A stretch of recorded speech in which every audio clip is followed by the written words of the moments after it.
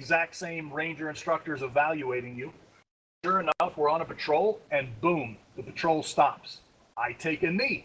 I see a tree. So I go scooting out to the tree and get my gun up, and inexplicably, the exact same ranger instructor happened to be on that patrol, and he says, Ranger 82, freeze right where you're at. Now I'm feeling good. He says, every Ranger in Bravo Company, bring it in, circle around Ranger 82. Now I'm like, time to start showering on the accolades. There's no doubt I'm in the running for honor graduate. I'm right where I need to be. I knocked it out of the park. I did what he said.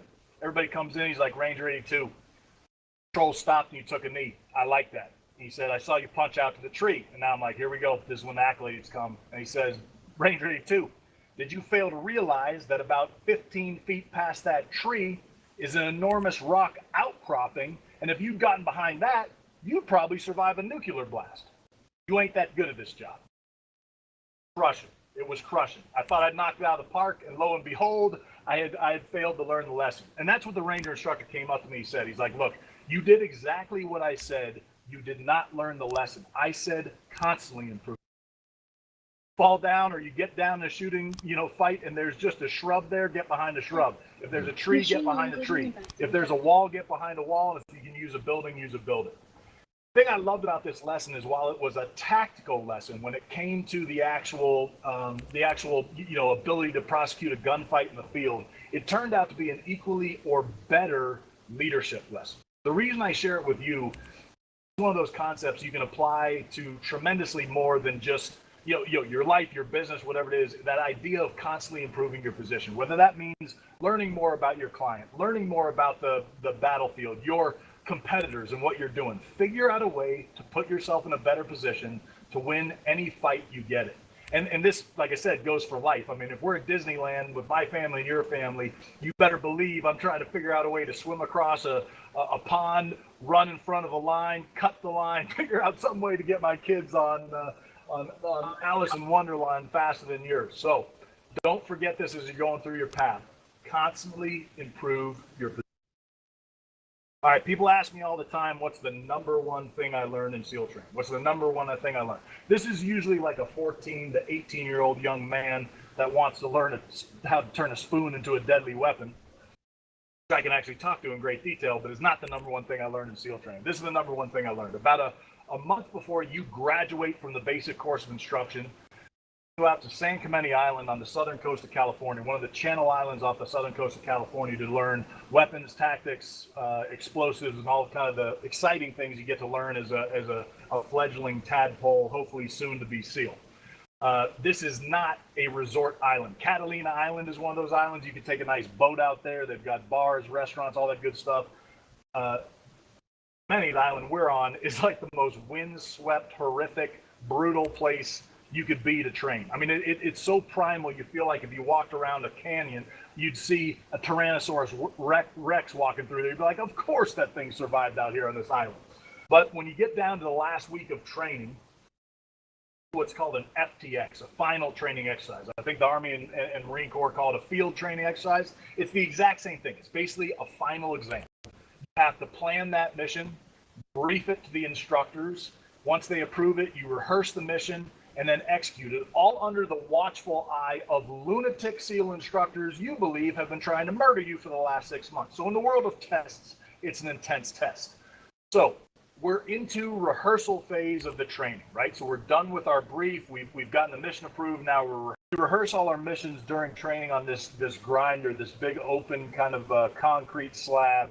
The instructors, the SEAL instructors that are actually there overlooking the course instructor, are kind of watching you do your rehearsals. And the one thing that I'm aware of is as we're doing rehearsals, we have briefed to the instructor timelines. The instructors know when we're supposed to be where within the continuum of the program. So my job during rehearsals, other than to make sure my squad knows what they're doing, call out what is called a time hack. It means I'm calling out these timeline pinpoints that will let the class know, hey, we're supposed to be at this kind of point in the process. And the instructors have a piece of paper that says, at 2000, at 8 o'clock, they're supposed to be done with this. At 2045, they're supposed to be done with this. And we're about 10 minutes behind on the timeline. We're about 10 minutes behind.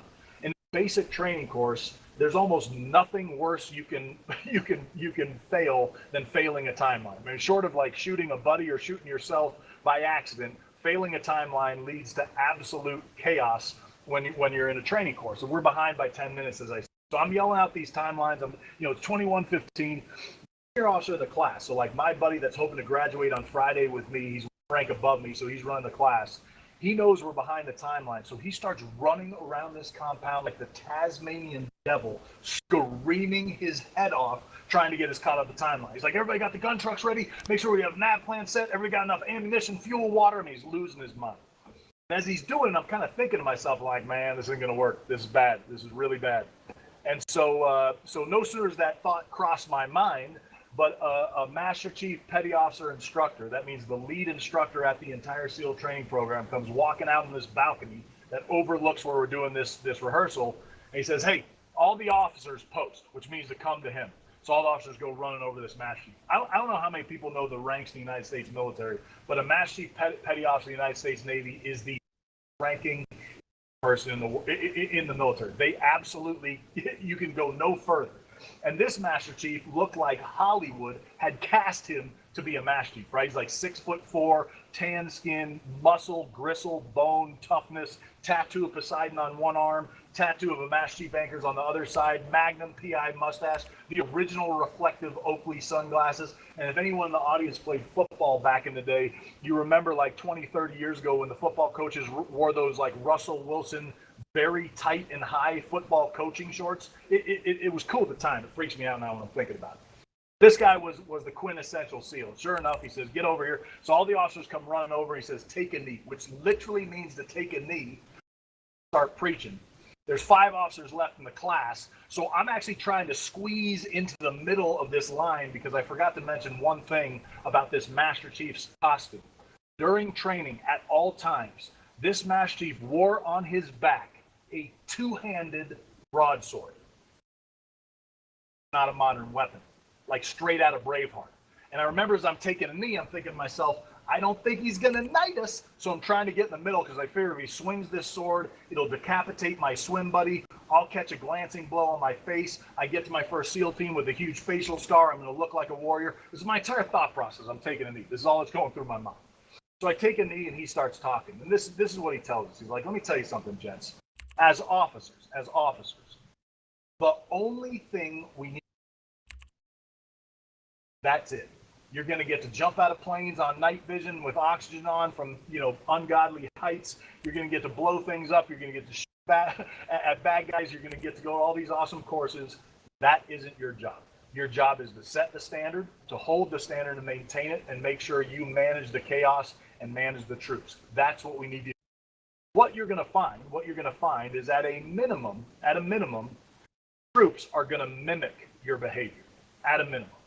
What they're probably going to do based on their intensity. So if you keep it together, they'll keep it together. Lose it, they will lose it. He said, so prepare to copy, which means that everybody breaks out a pencil and paper.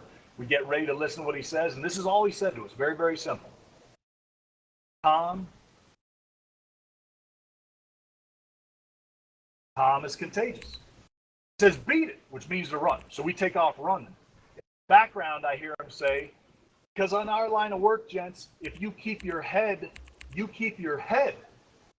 It was an awesome explanation point to the calm is contagious line. I'm seeing some stuff on the chat saying I'm breaking up. Can you calm is contagious is the line? Please repeat. That you guys are hearing what I'm saying? Voice is going in and out. Can you guys hear me now? Yeah, it does go in and out. Okay, I'm getting lots of yeses. So calm is contagious. Calm is contagious. Best thing about this is you can apply anything you want concept. You can absolutely use the word you want for calm. Panic is contagious. Chaos is contagious. 100% contagious. We like calm because it lets us keep our head when we need to keep. All right, I'm still getting some in the chat telling me that I'm breaking up a little bit. Nothing's changed on my end. Hopefully, everybody is hearing me, and I hear good now. All right, I'm kind of at that point where, based on what you guys want in the event, I don't know if my teammate, my Marine Corps teammate that I know is going to be on the stage with me, uh, there, but I can tell another story. We can get an interview. I'm just not hearing stuff, so we might have to do it with some chat. I'm yours for whatever time you need. I see my man walking over to me. I'm not talking. Can I move myself? No, I can't. Hey, Commander, can you hear me? Rod, I see you, brother, and I'm trying to hear you, but I'm not hearing you. So I don't know if somebody can type in what you're saying. I'm happy to answer questions or tell another story. You let me know. Hey, guys, if you can just put any questions in the chat box that you have for Commander, and he can read the chat box. So if you can write any question you may have for the Commander. All right, if Rod's there, you got to tell me to tell another story. If not, I'm just going to start another story, and you guys can cut me off. All right, putting questions in the chat box.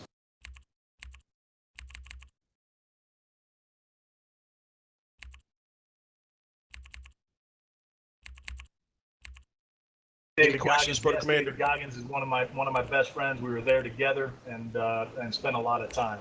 What's the time you failed miserably?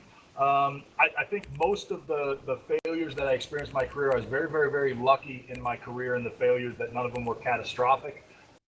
All got to come home at the exact same time, and I had fellow teammates, and a lot of people know Jocko and Fab and other teammates of mine in Iraq. We lost several teammates. And fault of leadership. It was just a war. But, you know, the times I feel like I failed is when I lost my patience. I feel like when I tried to micromanage my teammates. Our guys are so aggressive and so capable of getting the job done that anytime I tried to tell them how to do something, I lost my kind of leadership bubble, or my ability to kind of command it, as opposed to letting them run with the ball and really just them focused on what they need to do.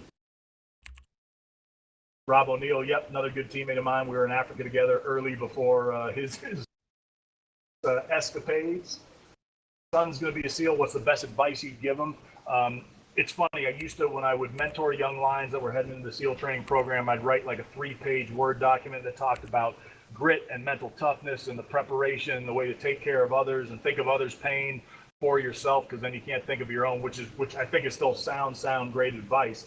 But only thing you need to do is not quit. If you don't quit, you're going to go very, very far in our training program, and that's life. If there's one thing I can give over to my my kiddos, is just don't quit. You might not get to the finish line that you want, but you'll go a lot further otherwise. Book, shameless opportunity to plug, that I've written two. One's called Damn Few, called Worth Dying For. That I see somebody said, what advice would you give somebody who is trying to avoid pain? I would say, one, don't. I think hard things is where the growth is. I've seen hard things that inoculates us to hard things that are going to come. Nobody ever jumped up and celebrated doing something easy. When it's hard, you get to that finish line, you feel genuine pride, passion, and power that you saw the finish line, and then you got to stack up another challenge in front of you. So I'd say, without question, don't avoid pain. Leave others' pain more, other people's pain more than your own. If you do that, you won't feel a whole lot of pain. Said what would do to overcome fear, and really I think the antidote to fear is courage, and the way to build courage is doing things that scare you. It's this loop that's hard to get out of the way of. You know, when you're scared of something, you don't want to do it, and then when you do it, you pass the fear and kind of move on. So it gets you to a very, very, very special place. So don't avoid the things you fear. Wade in and do it with some courage, and you're going to get.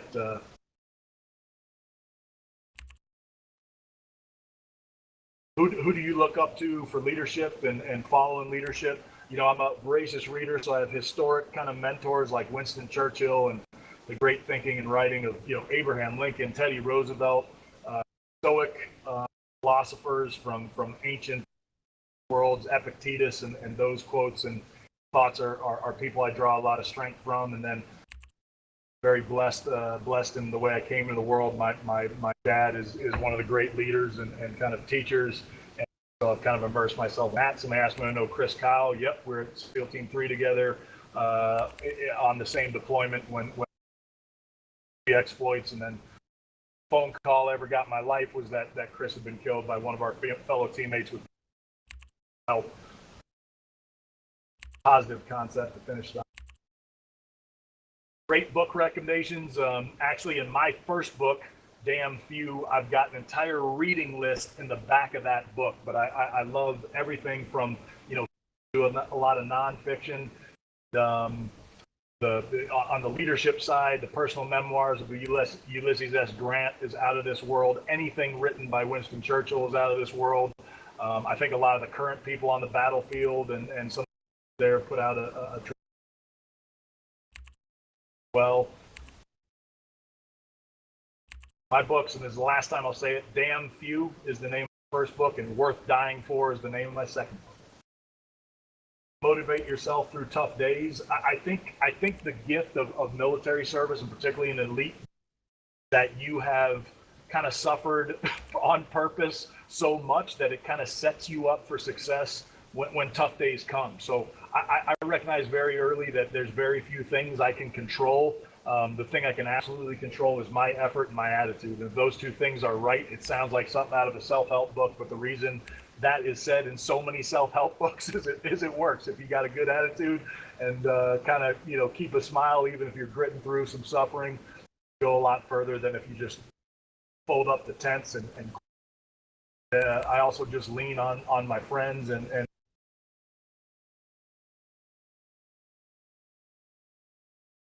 they wish I appreciate it.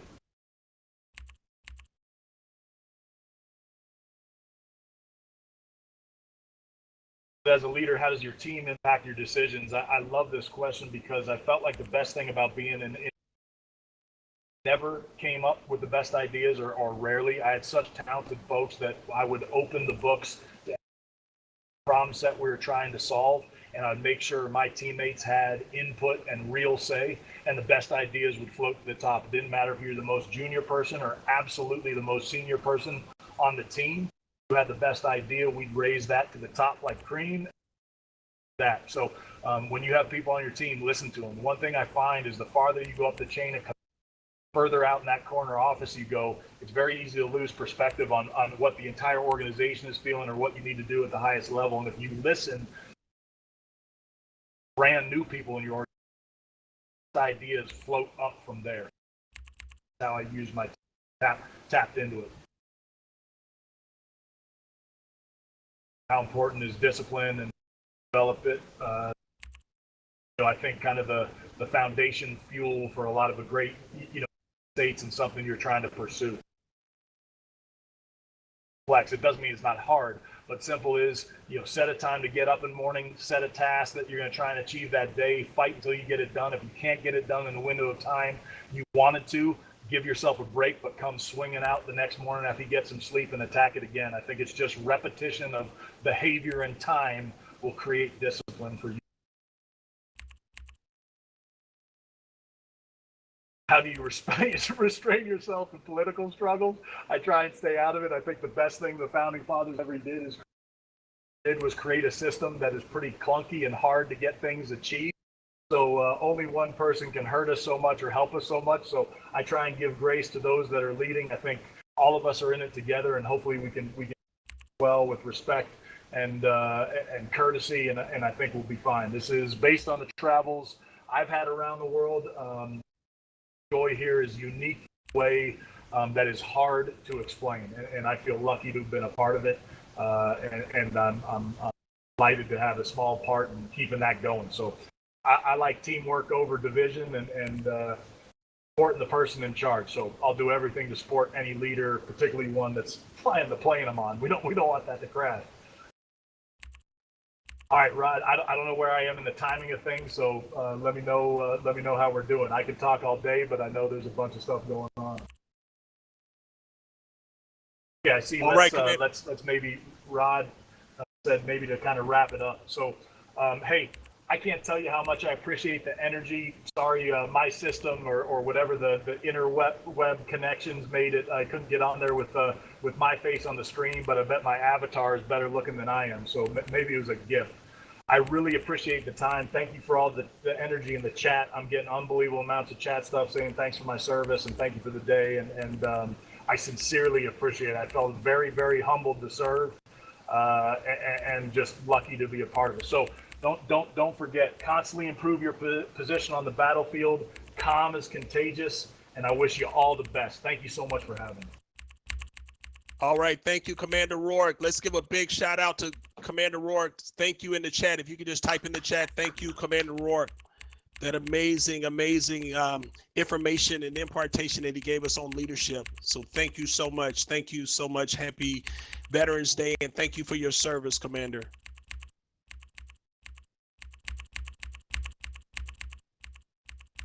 Oh my goodness. Thank you. And you can reach his website is rorkedenver.com, rorkedenver.com, if you want to check out Commander Rorke's website and the information that he provides on there, rorkedenver.com. Thank you. Thank you for putting it in the chat there, rorkedenver.com. Thank you. All right, guys, I'm going to turn it back over to Curtis.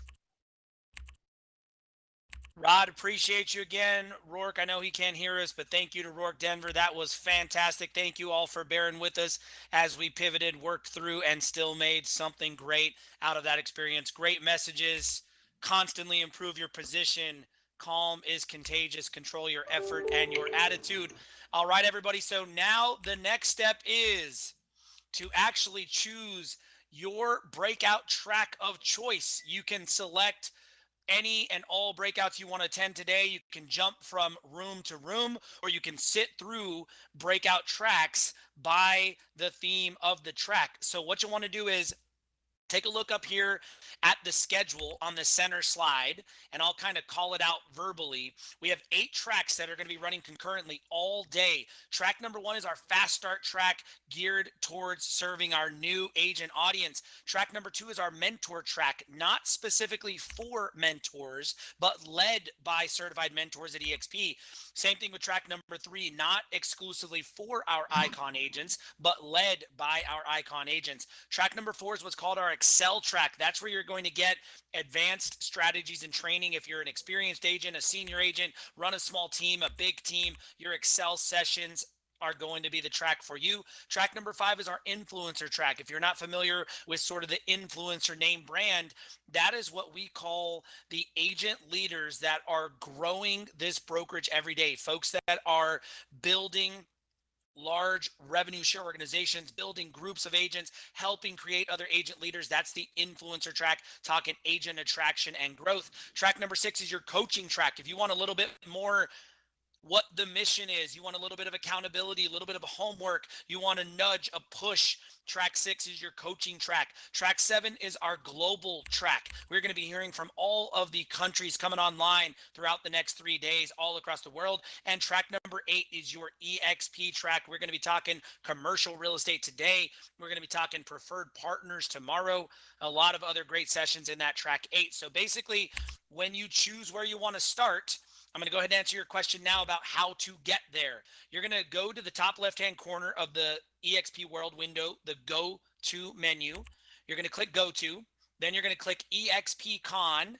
And then you're actually going to find all the tracks are auditoriums just like this here in eXp World. So track number 1, Fast Start Breakout Auditorium. Track 2, your Mentor Breakout. Track 3, your Icon Breakout. Keep in mind, these may already be rolling. You're only a couple minutes behind. Jump in there, get into the tracks, enjoy the breakouts. We will be live streaming one special breakout track all day long on the expcon.exprealty.com/site, and we will be recording all the other ones to load into our YouTube and our eXp University library. So go to eXpCon, select your track, pop around till you find the one that resonates with you. Amazing hosts, speakers, and panelists are already kicked off in there. Have fun at the breakouts all day long. Enjoy. Look forward to seeing you in there. If you need a schedule to take with you, I'm going to load it here in the chat. This is just the Wednesday schedule. Come on back tomorrow morning, same place, same time here.